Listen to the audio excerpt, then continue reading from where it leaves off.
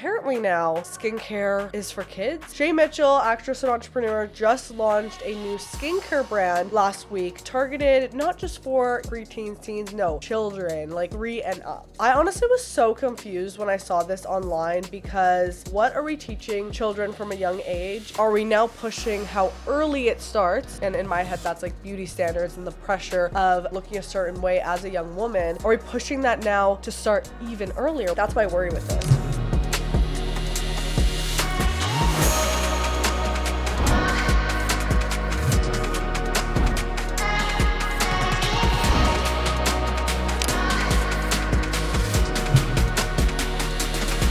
It's time to get loud. Welcome back to LoudTalk with Lavi, a podcast where we break down the walls of beauty standards one flaw at a time. Thank you so much for being here. I'm so excited to get loud with you guys today. This was a very impromptu episode because this Sunday I'm trying to not do as much work on Sundays and just have them as like my reset day to schedule out for the week, especially now owning a business on top of content creation. But this topic has been taking the internet by storm, and honestly with good reason, because apparently now skincare is for kids. And I'm not talking like teens, you know, we had like the whole craze last year of so many like 10-year-olds and stuff being in Sephora and buying like things like Drunk Elephant and retinol and all this, and everyone kind of went crazy online being like, you know, kids that are 10 years old shouldn't be worrying about their skincare like that unless it's like really needed. But then other people are like, well, if they're having fun with it, like I know I was doing my makeup at like 13, so I had an interesting stance on that. But now we've kind of moved on to a whole different sector of not just like, you know, preteens, teens doing skincare makeup, no, children like 3 and up, 3, 4, 5 years old. So we're gonna get into this today because there's a new brand that just launched, literally targeted for skincare for kids, and it's caused a lot of uproar online, which I think is very much necessary. I think the response to the brand is actually what we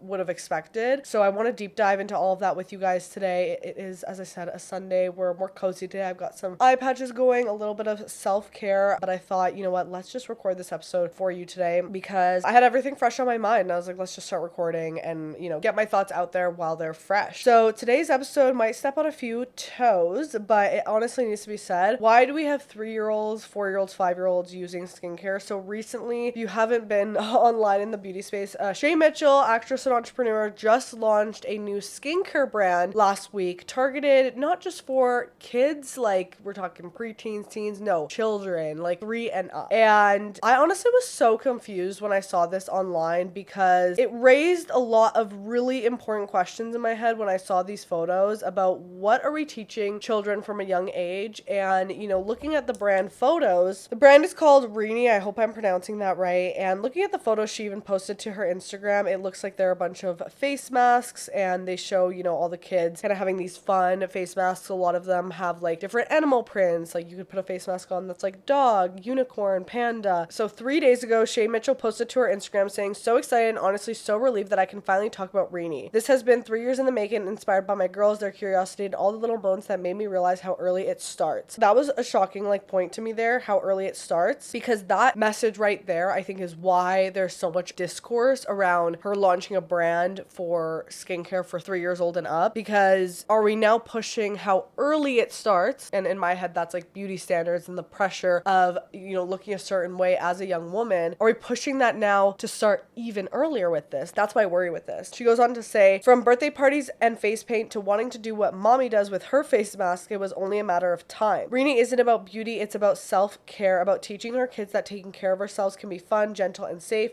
Our first product, the aloe vera recovery mask, actually came from a spring break moment in Mexico when one of my girls got too much sun and needed some extra TLC. I wanted something that worked but was still clean enough for my kids, and now it's finally here. Kids are naturally curious, and instead of ignoring that, we have to embrace it with safe, gentle products parents can trust and sweet moments that bring us closer.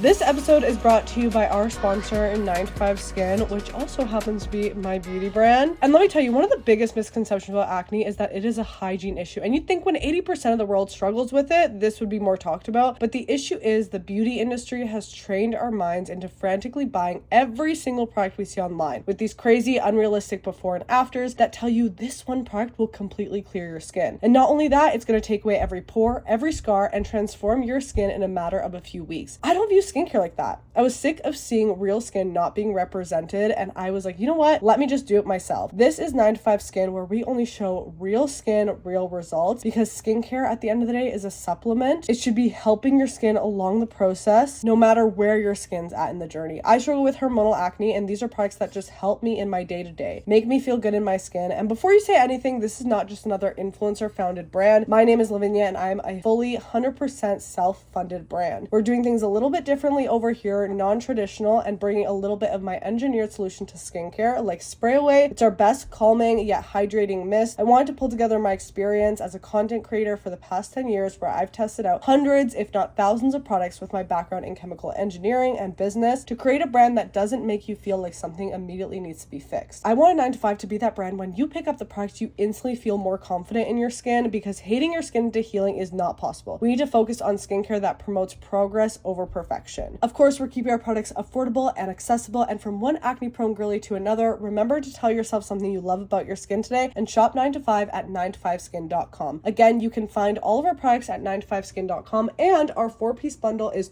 $20 off. You heard me, whole $20 off. You can get the full 4-piece set. This is where I think things get tricky, because reading Shay Mitchell's caption, I think her heart was genuinely in the right place, right? She has children. She's a woman herself. She's experienced beauty standards, especially being so much in the public eye, to an extent that I could not even imagine. And I totally agree with her on like her kids probably just wanting to be part of the fun. I remember for me, like it started so early of me wanting to play with my mom's makeup. I was like in heels at the age of 13 because I just thought it was fun and wanted to dress up. And every young girl looks up to her mom and wants to do what mom's doing, right? And I think from painting your nails to having earrings, like there's always parts of that can be super fun. And I agree with skincare too. Like putting on a skincare mask, even to me now, I have these little eye patches going. It is really, really fun. And let's look at like the After Sun Hydrogel Facial Mask with aloe vera, right? I think this is probably a nice, gentle product that's like nice for after sun. You know, you can get it and like use it on your kid and be sure that it's not gonna like irritate their super sensitive skin as a child. And I think, you know, I watched a video from one of my favorite dermatologists, Dr. Danny Guo, that commented on this, and he said really the only thing kids should be using is sunscreen on a day out in the sun. That's really it. And then like a gentle wash to get it all off at the end of the day. This soothing aloe mask I think could be interesting, but I just don't know, like if your kid gets a burn, I think it's just so easy to use like aloe vera on their skin and do that. I get that this is like a fun, playful way to do that. I'm just not sure if we really need this, because at the end of the day, we should be making sure that we're protecting our skin from the sun with sunscreen. Obviously, sometimes we get a little bit burnt. Yeah, see, someone actually said making a sunscreen would have been more logical, and I really agree with that, honestly. Do you want to listen to this video they made? This is exciting to now be able to talk about it. Oh. What is Rini? Rini is 어린이 in Korean, which means children.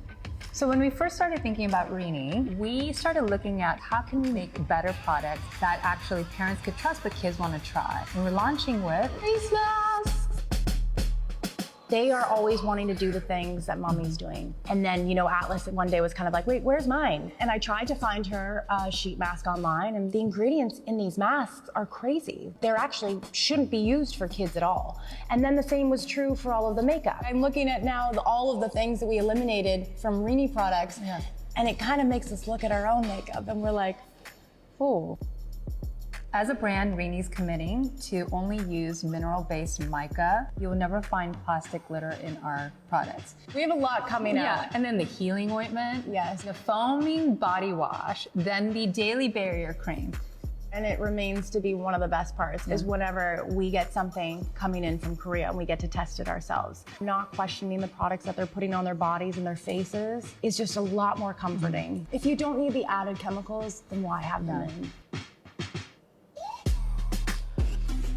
Okay, here's what like my initial stance is, and then we'll get into like the brand and everything like that. When I first heard about like the face masks, I was like, hey, you know what, fun. Like I could see how kids would really want a panda face mask, a unicorn face mask. My issue is now we're adding in a cleanser, a moisturizer, a serum. I think that's taking it a step too far. Like a face mask can be like fun. Is it necessary? No, but I understand like, you know, kids will have fun with that. But skincare in terms of like a full routine, I just don't think, one, it's needed. Like kids' skin is super sensitive to start. And second of all, it's just really really, really not needed. Like, you don't need it, you know? There's a reason, like, even think of junior high and high school, there's a reason they only started introducing, like, you changing in gym and stuff when you got a bit older, because then you had puberty and when you start wearing deodorant and things like that. Like, it's just not needed, I think, for a kid to have a daily skincare routine where they're analyzing their face and using these products. And yes, I understand it can be fun, but there's so much other fun things that kids should be doing, in my opinion. You know, like, the only routine I had when I was 3 was worried about, like, what song I was singing next on my Echo microphone and, like, picking out what dress I wanted to wear, you know? So seeing, like, toddlers, literal toddlers, because the brand is supposed to be for 3 and up, using serums and moisturizers just sits a little bit off with me, because what are we teaching kids about taking care of their skin? I understand their messaging is like, let's teach kids about self-care, but I think there's so many other ways to teach self-care that aren't tied to beauty and beauty standards and already, like, taking care of your skin. Like, your skin,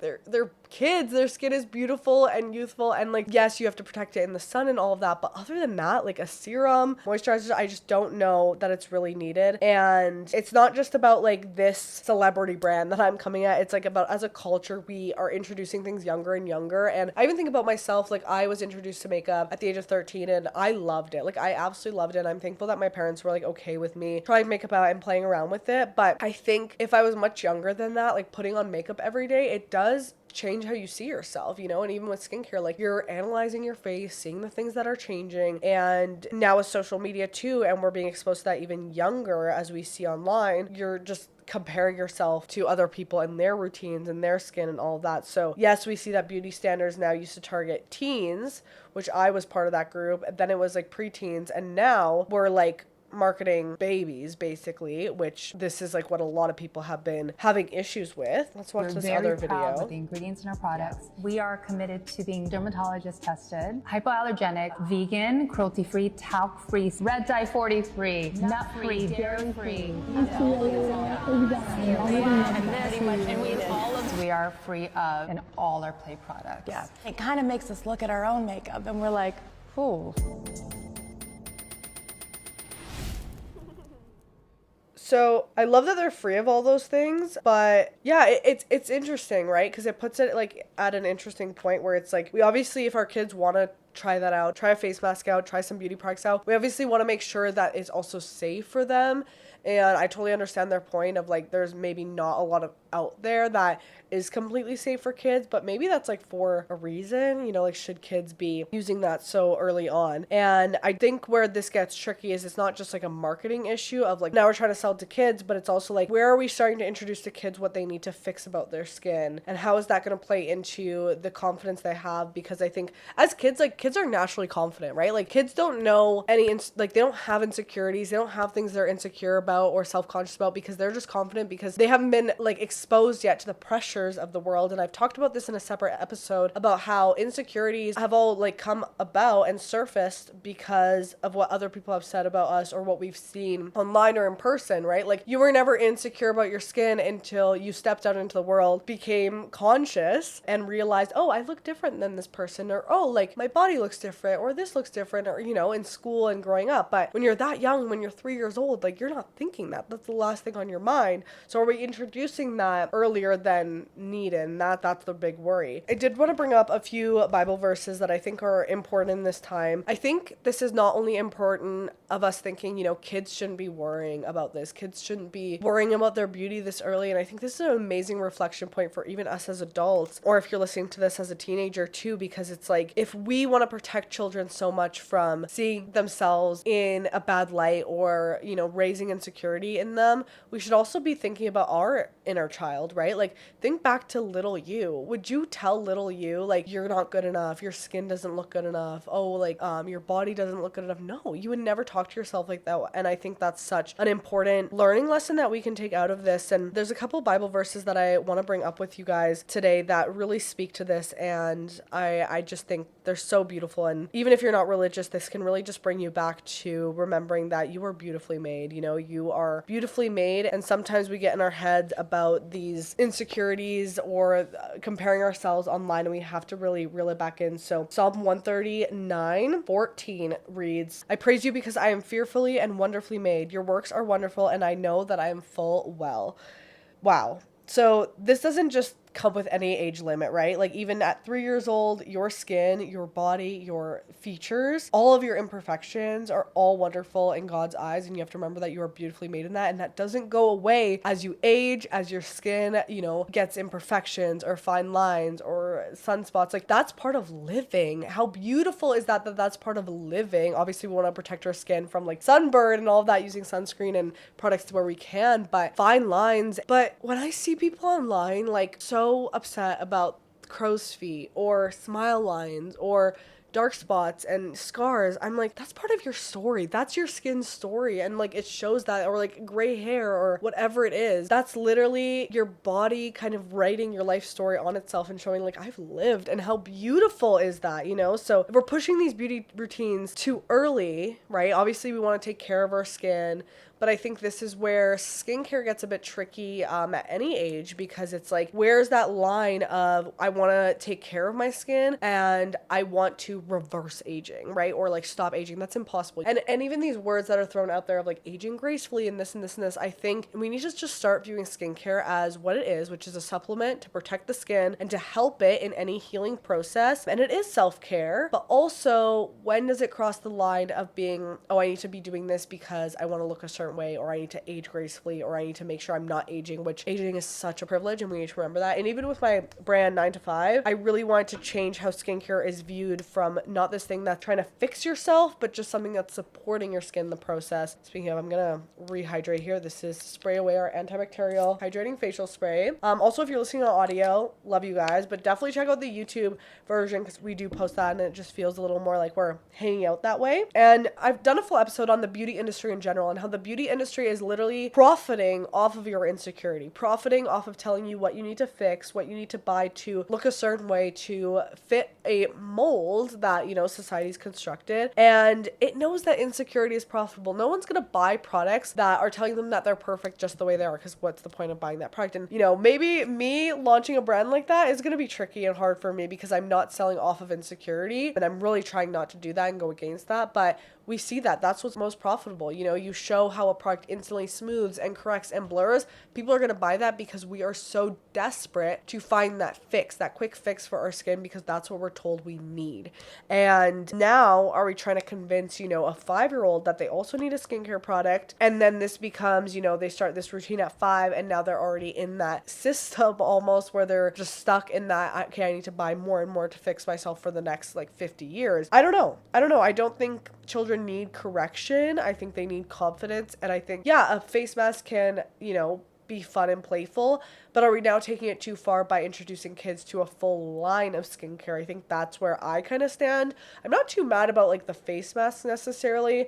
I just don't know that it's really necessary, and it can be fun thing, but having a child have a skincare routine where they're now learning to apply that every night and do that, no kid needs to be worrying about if they wash their face and put their serum on every night. A face mask once in a while, I think that could be fun, but we have to keep reminding ourselves that our worth doesn't start with how we look, and now it's starting even earlier than ever in this society. There's another verse that I actually posted on my Instagram today, which was actually before I got called to make this episode right away, and I think it actually fits so perfectly with the message I'm really trying to get across. My brother actually sent this to me last night. I'll read the NIV version because I just absolutely loved it. This is from 1 Peter verse 3-4. It reads, "Your beauty should not come from outward adornment, such as elaborate hairstyles and the wearing of gold jewelry or fine clothes. Rather, it should be that of your inner self, the unfading beauty of the gentle and quiet spirit, which is of great worth in God's sight." Wow. Let's really break that down. So your beauty should not come from outward adornment, right? It shouldn't come from people telling you look good. And everyone loves a compliment, right? But your personal self-worth and beauty of how you see yourself should not rely solely on that of I don't feel beautiful unless someone from the outside tells me that or adores that part of me. That's what it's really saying there. And then wearing elaborate hairstyles, wearing gold jewelry or fine clothes, I think this really speaks to you should still feel worthy and beautiful, whether you have your hair done up, your jewelry on, your nice outfit. Now, not saying that a nice outfit and a like good makeup look can't make you feel more confident, but it shouldn't be the foundation. And as a girl who loves makeup, skincare, dressing up, all of that, I'm such a girly girl in that aspect of things. But this is really what I try to get at even with this podcast of like breaking down those walls of beauty standards and making sure that you feel confident and beautiful in your self-worth, regardless if you have a full face of makeup on or not, so that when you wash off everything in the shower at night, you still feel worthy and beautiful. And yeah, we can all feel ourselves a bit and like feel really confident in a good outfit and good makeup day, but the foundation of our worth and our beauty doesn't rely fully on that, you know, so that the days that when you wake up, makeup for you can still look in the mirror and love yourself. And that leads into the second line here. It says, rather it should be that of your inner self, right? Like really, again, beauty's on the inside, right? And it's so cliche to say, but it's honestly so true. We have to remind ourselves of that. The unfading beauty of the gentle and quiet spirit, which is great worth in God's sight. So we have to remember, like, God sees our worth fully in and out, and we focus so much on these like exterior and materialistic things and vanity, which I talked about in the last solo episode. And in a way, this is why I said, like, think of your younger self, because I think with this brand, it really sparked up a lot of people's like anger towards like, why are we pushing this on children? And I want you guys to also think of your younger selves like that. You know, if we're having that passion to protect young children now against these beauty standards even earlier on, have that same love and compassion for yourself, because we want confident daughters, confident sons, children who know their worth and don't think that they need to start fixing their skin at 3 years old, but also look at yourself and literally picture your younger self and think like, would I be telling that little girl or that little boy that they need skincare or that they need a beauty routine? No, because I would see that child in them. And obviously as adults now, like, we use skincare and all of that, but use it for what it needs to be, of that self-care and healing your skin, rather than I'm buying this product or grabbing this product to fix myself and mold myself to a certain beauty standard. And it's funny, Matthew 18:3 says, truly I tell you, unless you change and become like little children, you will never enter the kingdom of heaven. And I think, you know, kingdom of heaven aside, sometimes we have to go back to our like childlike selves, you know, like that innocent, bold, confident, like you meet like a 3 to 5 year old, they're the most confident people, right? Because they are just like, there's no insecurity that has touched them yet. They have not entered that. And I think we sometimes need to come back and learn something from children of that. Like, they're not out here rushing, right? And they're like just living day to day in the moment. So I think that's a really great reflection point to talk about. Now listen, I really talk about positivity on this podcast, and I'm not here to sit and bash Rini or Shay Mitchell or anything like that, because I don't think there was bad intent here necessarily, and I fully understand her point of wanting safe products for her children. That is so important. So I'm really not here to bash the brand, and I even said, like, I think there could be good out of this. Like, I think the face masks are cute. It's just like, what is this going to create, especially with someone that has such big influence and can reach so many people with their brand? And we have to just have an honest conversation about what's kind of happening. So that's why I said, like, I think the line becomes a bit blurry of when skincare, you know, can go from a hobby and become a blurred line of like self-care to self-critique, and that can become blurred very quickly. So are we teaching kids to focus on their flaws of like, oh, you need this serum, you need this moisturizer to keep the skin plump and glowy and stuff? Like, what are we aiming there? Or is it just fun, you know, let's apply this face mask because mommy's also applying the face mask right next to them in the bathroom?